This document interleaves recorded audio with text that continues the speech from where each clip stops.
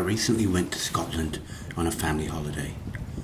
As I had always been fascinated by the stories of the monster in the loch, my family humoured me and we visited Nessie Land before embarking on a boat tour of the loch.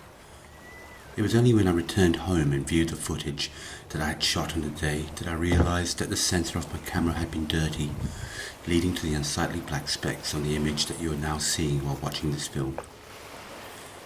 Many of the archival images that exist of Nessie are similarly imperfect. In fact, there isn't a single perfectly clear photographic or filmic image that exists to this day.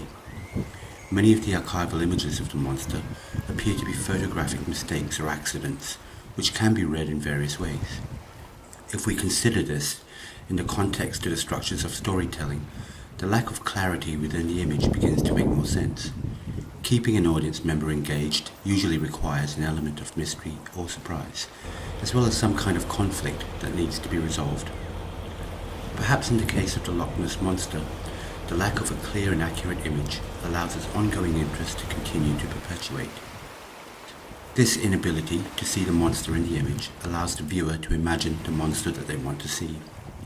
Successful storytelling often harnesses that which is unseen or left out for the viewer, to allow them to be brought into the story for themselves. When an audience member is vested in the story, they are more likely to place emotional value to it. This is why people are often unable to explain why they feel an emotional connection to a painting. The reason it is difficult to put words to a painting by Cy Twombly or Gerhard Richter, for example, is that there is often as much missing as there is made available for the reader of the image. A good part of what they feel for the image is imagined or in their heads. Indeed, when we delve into the meaning of the word image, we discover that whilst we often connote an image with a physical object, it is actually used to describe the representation of an external thing or person in art. In fact, the word is derived from the Latin word imago, which means to imitate. As art makers and audiences, we are drawn to this process of representing what is in our heads.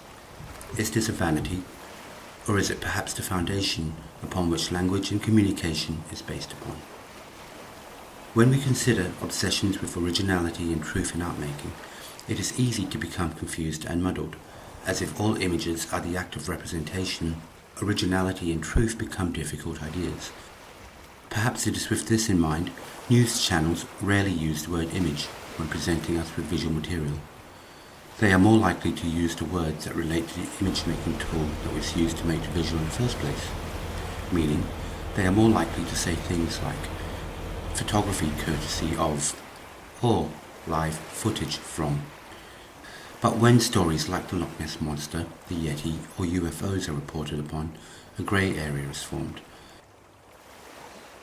It is this intersection between our real world and our imagined worlds that have always fascinated us. The point where what is plausible and what is perceived as improbable become one. And these points are the hardest to find. They require imagination, a vision to an alternative reality, to see things which others do not, or sometimes just a bit of luck, like a photographic accident or a dirty sensor.